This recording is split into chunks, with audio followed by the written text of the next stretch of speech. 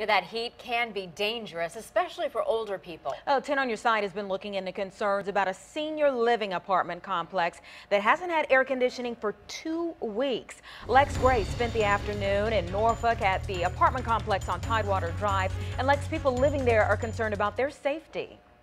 Yeah, Stephanie and Anita, I talked to more than a dozen people here today who said they've been living without air conditioning for 2 weeks now. Some of them contacted 10 on your side because they say this is getting to be more than an inconvenience. It's getting dangerous as it gets hotter.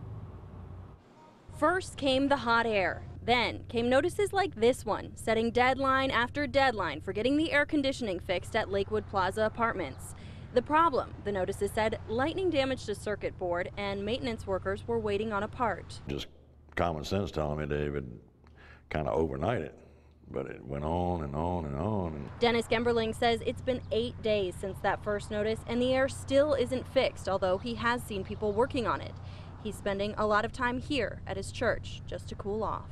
I try not to complain a lot. I really do. I'll suffer before I complain, but this is getting bad. Gemberling sent us this picture of his thermostat today, coming in around 85 degrees and climbing. I wrote a letter to them, to maintenance, and I said, this is ridiculous. We've got a lot of people in here that can't have a hard time breathing. They're on oxygen. They can't get out or whatever, and it's just going to affect them badly. Gemberling said after that letter, nothing changed, and that's when he took the next step. Why did you contact 10 on your side?